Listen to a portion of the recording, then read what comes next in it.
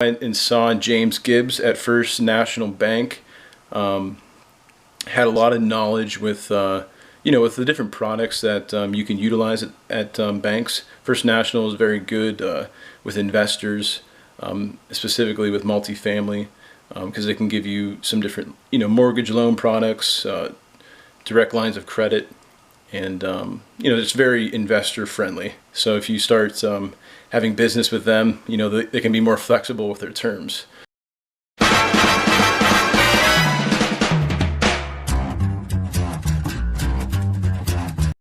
Okay. I listen to 570. I don't change the stations. That's funny. It has nothing to do with affiliation. I just listen to it. My mom listens to them too. Oh, really? Yeah, so I'm here with James Gibbs. We're going to talk about the products First National Bank has. I saw you at like the Mahoney Valley RIA. Correct. I guess last year, 2016 sometime. Yeah. And absolutely. you're kind of explaining some of the products you guys have. It kind of seems like you guys are kind of the most investor-friendly bank in town. Correct. Is what I've kind of noticed. Yeah. So I wanted to come in and kind of see what kind of products you guys can offer with, commercial, kind of what that means. How many doors I guess a property needs to have to be considered for a commercial loan, and then what's a down payment on that, and then rehabbing, and then investment properties like rental properties. Right. What you guys could give us in loans for that. Yeah. So, So let's start. There's three different types. You got your commercial, you got your investment property, and then rehabbing. I'm going to leave the rehabbing part to the end. Commercial part is pretty straightforward. You find a commercial property. It has to be zone commercial as well. And what we can do is we can do purchases or refinances on that. We don't do line of credits on commercial property. I shouldn't say we don't, but they are hesitant to do line of credits on commercial properties. None at all for investment properties. Commercial properties, we go 80% loan to value. We do have the ability, for instance, say the commercial property, you're selling it for $200,000. The appraisal comes in, as is completed appraisal comes in at $300,000. We can go up to still 80% of the as is completed appraisal. So in that situation, there might be a time where you don't have to put any money down. Just depends on the situation. We do have the ability to do stuff like that, but other than that, very conventional. with like apartments, what's considered a commercial property, like 5 doors? Now that's also looked at as investment property. So, Okay. yeah, anything like a sixplex, 7, that's still investment property. Okay. Here's the reason: because you can't have 50% of ownership. For our commercial properties, say you wanted to buy a plaza, like that's commercial property. But it also can be looked at as investment if you're not at least 50% ownership of it. Like if you don't have a business in it being run or something like that. Okay, so if I wanted to get a sixplex, it's considered an investment property. Correct. What kind of products do you have for that? Something like For that. the investment property, we do 10 years. We could go up to 15, but for most work, 10 years investment property. Interest rates right now is anywhere between 5.75 and 6.49 right now. We only go 70%,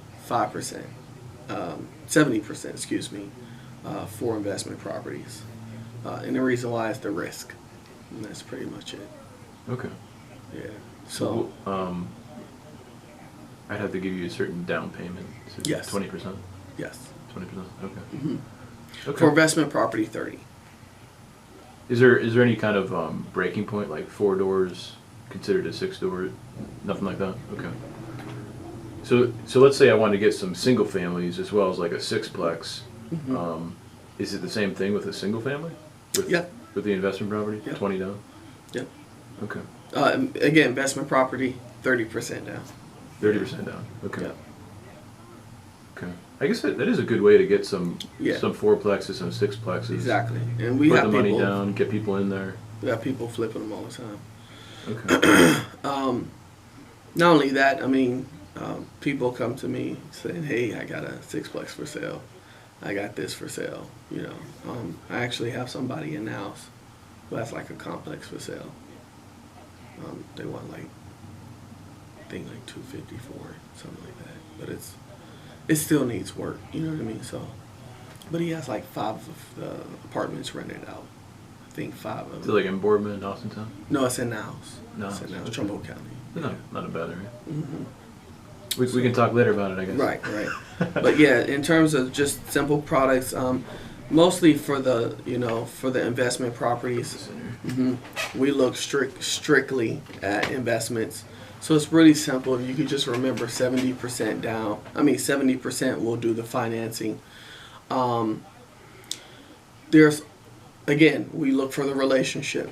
So we need a depository relationship with that. So for instance, say you want to buy a fourplex and you need to put some money into it.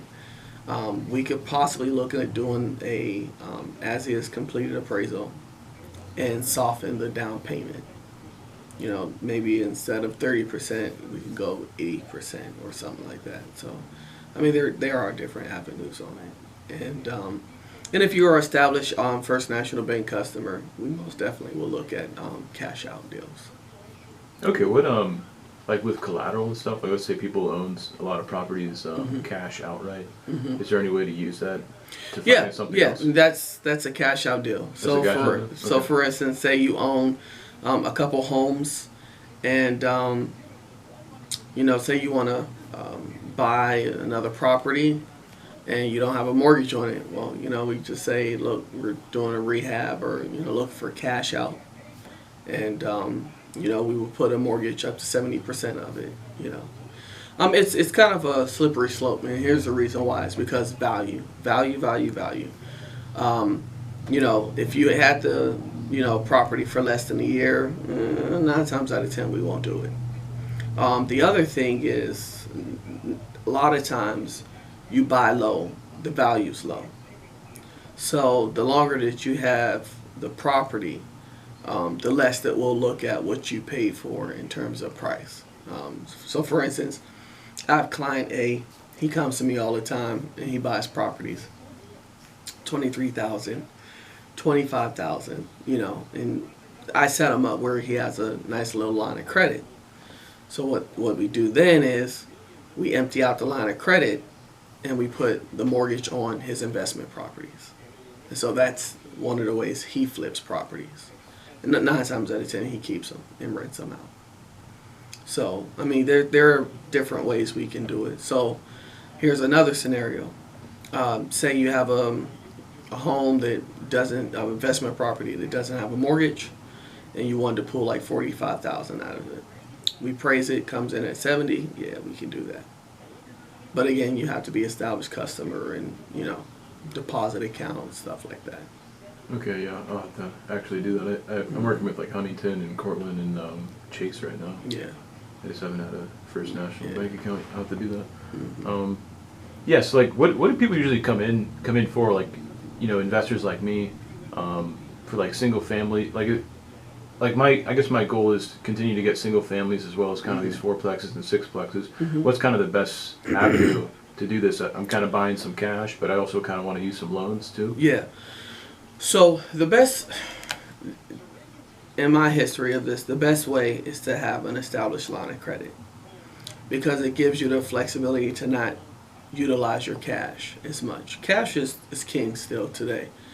And so for instance, say you have a home that you own and it's free and clear.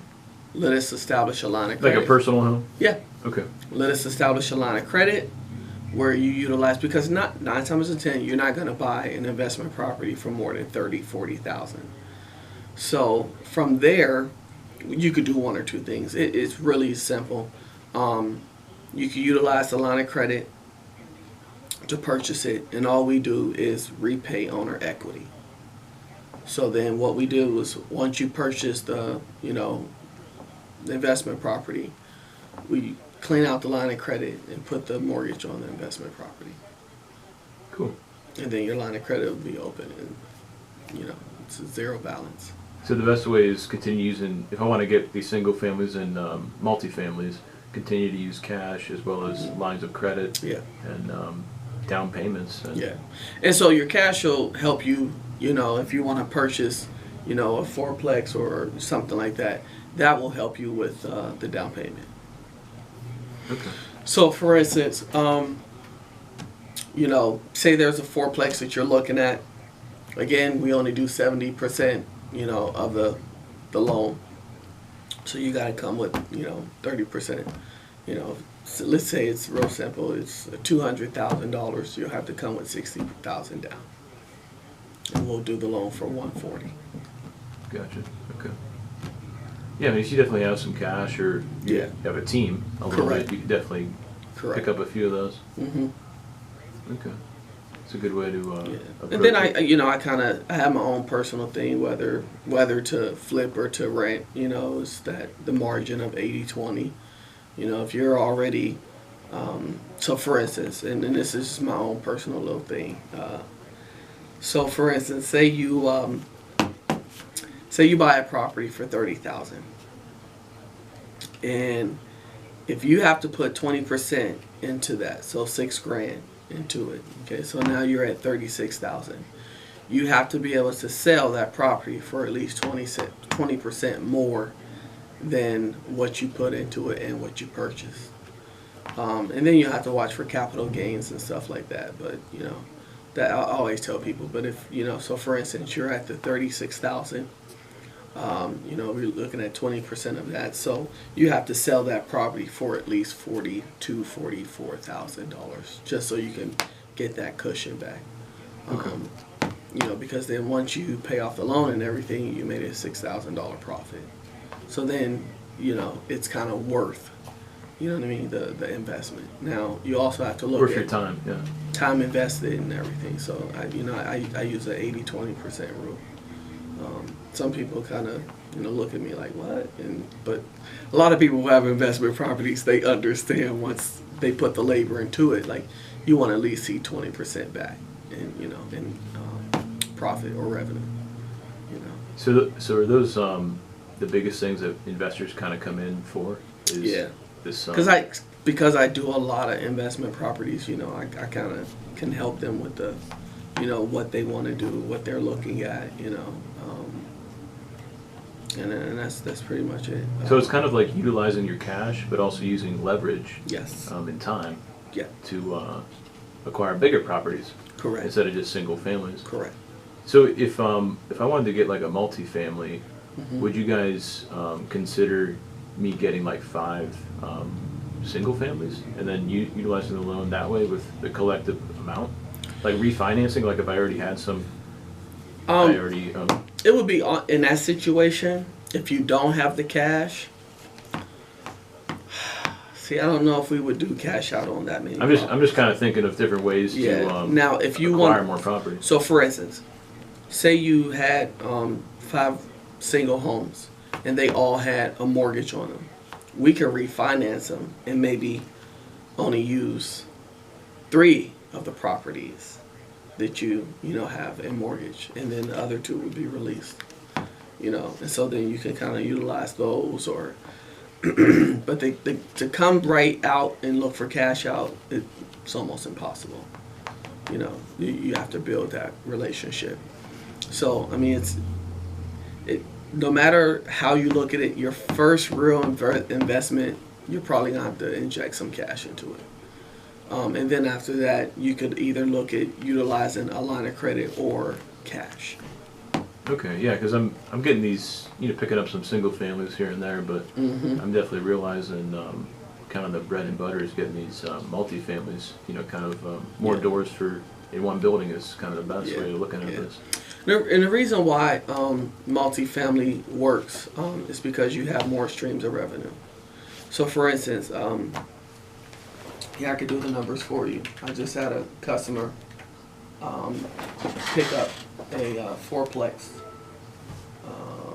I think he got it for $140,000. Okay. So our investment property. He did it for 140. He put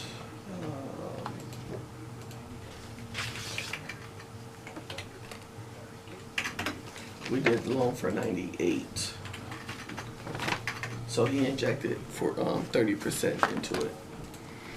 Interest rate was 6.49. Again, it's investment property, so you know. And I think we did 15 years on his. So his payment ended up being $853.15. What I did was I said, all right, so what we need to do is, again, it's a fourplex. So your payment was so basically say 900. We look at the property tax plus the insurance. So monthly, it looked like the payment was roughly around $1,300. He was going to rent it out at $650, you know, per property. So once, you know, and again, everyone's a little Okay, that's over different. $2,000. Right. So it ended up being like around $2,600. So he ended up, I think he ended up getting like $1,500 cash. Cash flow. Okay. Which is, it's a great profit every month. So I told him, I said, well, you have one or two options. You could either take that 15, save it, or take that 15 and reinvest it in a property and hurry up and pay it off. And bring that $800 payment down gradually. Yeah, I mean, Okay. you know, the reality is, for what he wanted to do, he could have paid that off in 7 years. So that's what he's trying to do. That's going to be his focus for the next 7 years, is actually paying that off. And that's include, so you don't have to worry about the property tax, because, you know, we already calculate that into your payment. Now, with investment properties, we don't escrow. That's the one thing, you know, a lot of people don't realize, not even with single families. We do not escrow because it's investment property. Right. So, you know, that's one of the things that, you know, a lot of investment owners look at. They look at whether, you know, a lot of times they really don't understand the process of owning real estate, and then whether to sell or to buy, you know. We prefer people who rent out, you know, because then there's a relationship, you know what I mean? Yeah, and they keep coming back. Yeah. Okay. So what is kind of you think the quickest way, since you've been doing this for a while, to acquire a lot of these properties and do it quickly? Oh, if you got a line of credit, if you have a line of credit, it's the easiest way to do it. Easiest way. That way, because you can technically pay cash for it. When you buy investment property, you're gonna have to inject your 30%. You're gonna have to pay for the appraisal, and then title insurance, and then you also have the, you know. But now our closing costs are minimum. It's like $500. It's totally different from a mortgage, so you don't have to worry about, you know, the like $2,000, $3,000. But there's also the title company too. The title company has to close the loan. So if I had a house for $200,000, I don't need to own it outright to get the line of credit? Nope. Okay, I can get that. Yep, But I get the $200,000 or a certain percentage of it? Yeah, we go at 85% loan to 85 value. Okay, got it. Okay. So for instance, you know, say you had a house for $200,000 and you only owed $100 on it. Well, we could probably do a line of credit for about $60,000 if it cash flows, you know. But yeah, that's how they do it. Okay. So I can do a line of credit on my own personal house as well as other investment house, like a fourplex or something? You can't do that? No, Okay. So my brothers and I, we could have 3 houses we own each, and then we could have lines of credit from that. on each house, correct. But that would be in our personal name. Correct. That wouldn't be in the company name. Correct. Okay, that's a little different then. Yes. Yes. Okay. How would that work if you wanted it in like the business name? You had to get a line of how would that work? Well, that's a little bit more difficult. Here's the reason why. Because because we don't do lines of credits on investment properties, it would be almost really hard to get lines of credits for investment properties. The only reason we really give line of credits to businesses is for cash flow purposes. Receivables, 30, 60, 90, people owe you money, or you're looking to pay cash, payroll, stuff like that. The risk of having a line of credit with investment properties is, again, at the end of the day, if you wanted to, you could all walk away. So that's why we really don't do line of credits on investment properties. But that being said, we've done it. I've done it. But it's more on commercial property than it is on investment property. Okay. For instance, the Belleria across the street, the Sprint, that building, that's one of our customers. I have a line of credit on that. It's paid off. Well, at the time it was paid off. It's getting a good amount in rent. So, to us, that was a no-brainer. They can have a $80,000 line of credit, but they don't. And it was mostly for like repairs and stuff like that, Okay, what so if my brothers and I have lines of credit on our own personal houses, 200,000 each, get 60 grand out of each of them or whatever for a line of credit. We get investment homes from that, but those are in our personal name. How can we get that into what do people do? Keep it in their personal name or put those houses in the company name? So what we would do is, that's where we would inject the cash out option. You guys buy investment property, say you bought it for 45, it appraises at 70. Now remember, we have that time frame. We really can't do anything with your investment property for the first 6 months. But you have the option to, for instance, say you all did that and you have the line of credit. You bought an investment property for like $30,000. You did some rehabbing as well. Keep the receipts and stuff. And then when we put the loan app in and say, well, customer's looking to basically get his money back from the, actual deal and put a mortgage on the investment property. As long as it's under that 70% of the value, we can do it. Okay. I could probably, we're talking 20, I could get 3 of those then. Give the 60 grand. Okay. So that's one way of, this line of credit thing is one way of acquiring more properties. Anything else we're missing, I think? No, see, the problem is, in terms of cash, you utilize it very quickly. So for instance, say you got $100,000 in cash. You buy one property. It's going to take you almost 10 years technically to recoup that. And the only way you recoup it is if you technically, depending on, your payment and what you can inject into it. Normally 5-7 years to pay it off, but that money's gone, You're talking about like for a fourplex? Okay. Yeah. So that's the one thing, you got to kind of be careful about really injecting your money into it because, it takes a while for you to recoup that in terms of investment properties, unless you're flipping. Right. You're getting your $1,000 back a month or whatever. Right. But you're definitely getting it back slowly. Right. Yeah. So if you're flipping homes, you could get it back, and you could probably avoid the capital gains by keep purchasing homes. But I'm not an accountant, so. But yeah. Okay. What is like the refinancing? How does that work? It's really simple. Say for instance you have an investment property with Key Bank or PNC or whatever, and you come to us, we refinance it. And you get it for a 10, 15 year, whatever. And just go from there. Does that hurt the individual's credit at all or anything? Not at all. So for instance, I have a customer, I did a 20-year refi, but it was on 6 properties.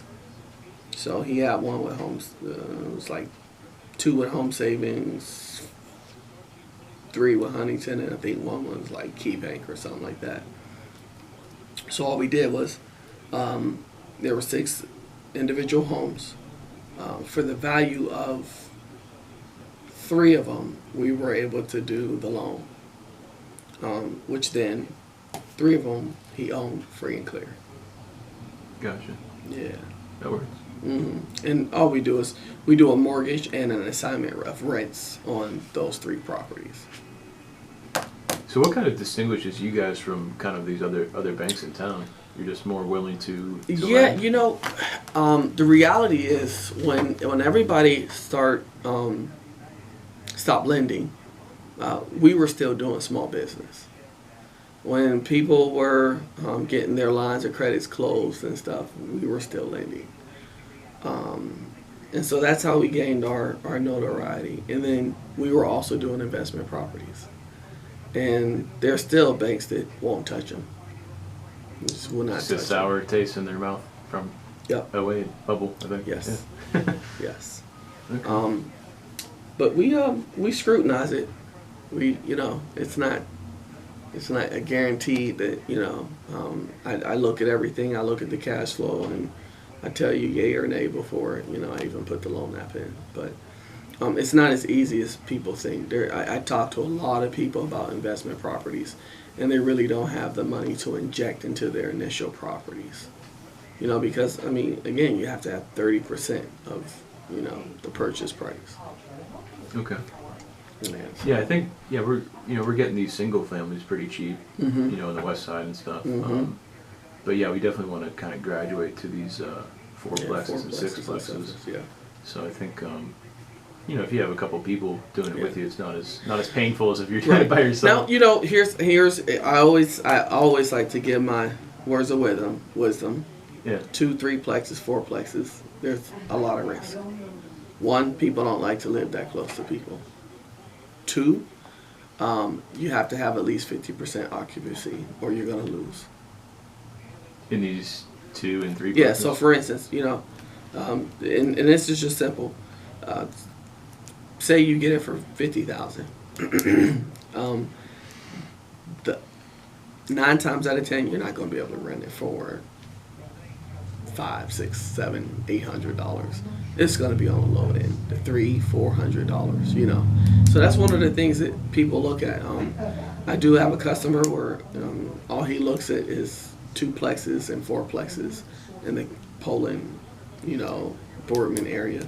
He does very well with those because, you know, of what he can charge in rent. The location probably cleans them up very well. Yeah. So if you're going to look in terms of fourplexes within the city, look at certain areas and look at certain dollar amounts, because that way you know you can get your money back in terms of your monthly rent. But that's why single family investment properties go like hotcakes, because, you know, people like the fact of living in a home, you know, and, you know, it's that sense of ownership. Yeah, I was going to ask you, like, what's your, if I was going to get 4 and 6 plexes, I'd try, like, you know, obviously Boardman and Austintown and Poland, you know, if you can. Great. Kind of the pros and cons of these multifamilies compared to single families, like, you know, the tax, insurance, that sort of thing. Yeah, the multifamily, Vacancy rate. the multifamily, as long as they're in a nice neighborhood, and you usually can get 50% off of it, and, you know, 9 times out of 10 for people to rent. You know, I do have customers who have 4 plexes and everything is rented and it's all beautiful. You know, but the thing is, what happens when there's a situation where, you know, 2 of the apartments aren't rented? What happens to your cash flow? What happens to your extra money? Did you put money away to take care of those extra needs? And that's things that, you know, a lot of investment people don't think about. Because you got that mortgage. Yeah, got a Each mortgage, month. right? So- And that's why there's so much of a risk. And that's why we ask for a 30% injection. Okay, gotcha. Yeah. So I guess it kind of behooves a person to clean it up very nicely, so people do want to live there and not want to leave. Exactly. Okay. What about the single families? Do you think those are? Those are really strong. One of my customers, a really good investment guy. You know, he always buys property in Austintown. He has 10 homes and they're all rented. I mean, you buy in a certain area, you're gonna find renters. Where you have my one guy who his place is in Niles off Tippeswick, and it's kind of hard for him. I mean, I think it's 9 apartments. He has 4 rented, but he's breaking even. So, it's one of those things. The rooms might not be the best, I guess, maybe. Or yeah, the apartments. The apartments, they're decent. He's doing really good work on them, but it's again area. Area is everything. Area is everything. Okay. Excuse me. Yes. You do it for like 5 years. What would they end up paying? 18. The one I did was after he injected his 30%. It was 18.2. We did it for 5 years. He ended up paying $21,361 for it. Okay, that's not. Oh, we won't take not that bad. longer than 10 years. Okay. It's a $356 payment. Yeah, and I mean the overall mortgage is pretty cheap anyway, so. So it's not too bad. imagine, you say for instance, you buy a place on the west side for that, and you look at your property tax and your insurance for it, and say it comes to about $500 a month. So that means you got to charge at least $700 for rent. Are you likely to get that? Those are the things you have to look at. Right. Yeah. It's got to be a newer house, all those things. Not necessarily. It's just got to be in a nice location. Location's everything. Location is everything. It really is. It really is. Well, I kind of know like some of the, I guess, some of the older houses, you can only charge so much rent because it's just an older house compared to It's not true. some of the newer houses. Oh, Square footage. yeah, that's who. 4-bedroom. Bed and bath, I guess. Yeah, exactly. Yeah, I mean, most of these homes, you're not gonna find, before 1960. Right. I mean, there's some houses that are like 1915, 1920, and then there's some that are like 1950s. Mm-hmm. So that's where you can kind of get some newer guts, I guess, Mm-hmm. essentially. Yep, absolutely. So I mean, that's one of the things you look at. Like I mean, some of my customers really, I joke around like, all right, where's my fee? But no, I mean honestly, you look at your property tax, you look at your homeowner insurance, and you calculate this and you say, all right, where's that 20% ratio? And then what do you do with that 20% ratio? Do you save it? Do you put it on top of the loan? It's up to you. Right. Every house, every situation is a little bit different. Okay. Yep. Yeah, that gives me a warm and fuzzy, man. Yeah. I mean, I tell you, you do it right, it's big money. I mean, I look at some of these guys and I'd be like, oh my God. Some of your customers come in with a big portfolio. Man, really? Yeah. I have a customer who has 21 rental properties. That's crazy. And he manages them all. And of the 21, only 4 have a mortgage on them. Do the math. That's what nice makes me bankrolls. for me Muzzy right there. I'm like, oh my God. Yeah. You got to break into your own game, man. I had investment properties. That's why I know. Okay. And it didn't work out for me in terms of I had a duplex and fix it up. It was nice. Both sides were rented. And then I learned something about insurance. And it was on Bryson. I had I still own a property. So it caught on fire. Mm. And it was a total loss. Started on the one side, caught up to the other side. And by the time the fire trucks got there, it was a total loss. So It was valued at 150 for the insurance, but when they did their appraisal of it, they said that it was only valued at 45,000. 45,000. So I'm like, that's impossible. You know what I mean? Like, I insured it for $150,000 total loss. They said, well, no, we can't give you 150 if it's only valued at 45.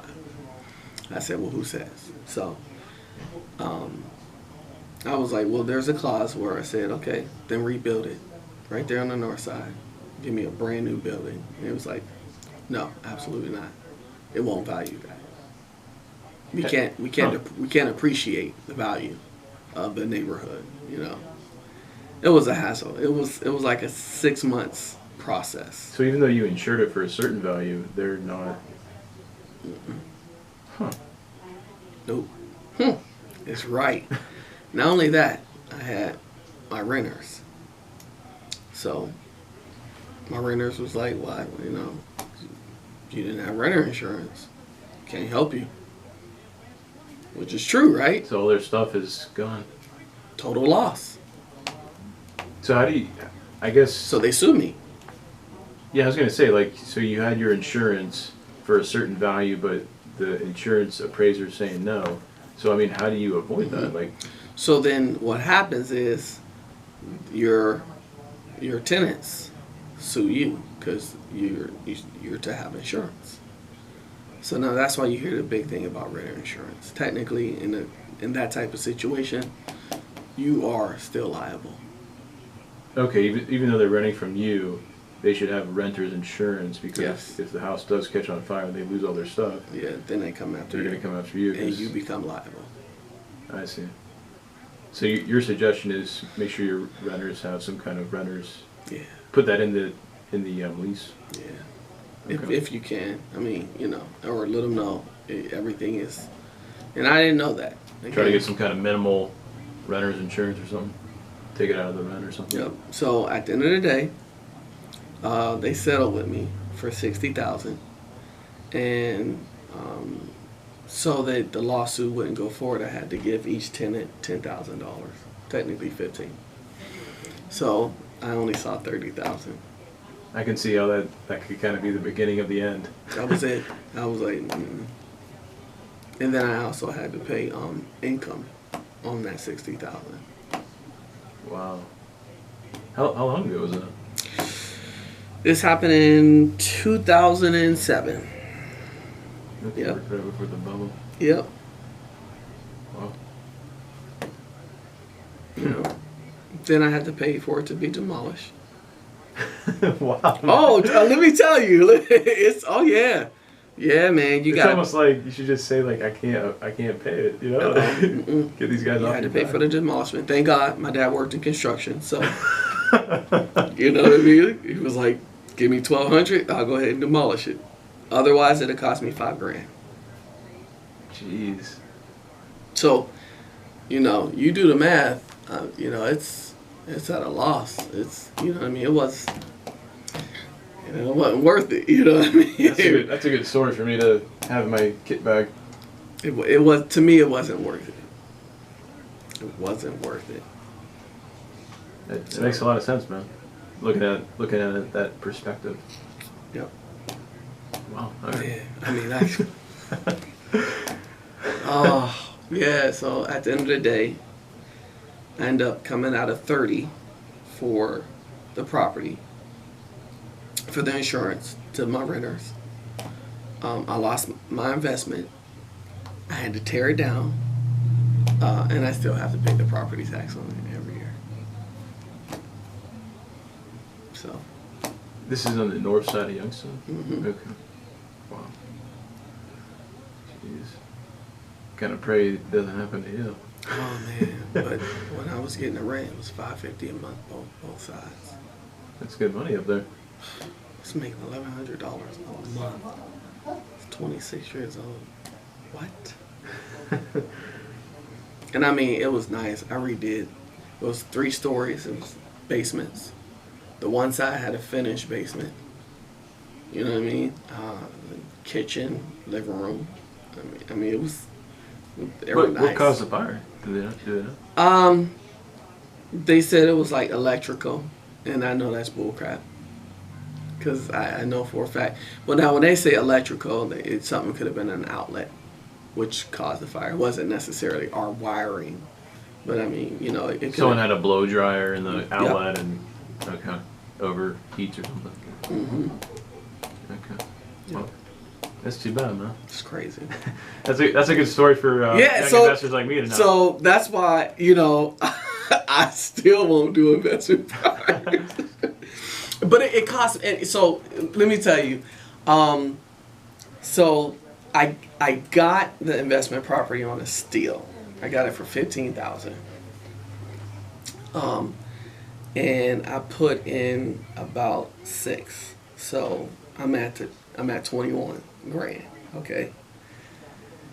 Not to mention, 2 years later, I had to put a new roof on, high pitch, so that cost me another $4,000. So I'm at 25 grand, right?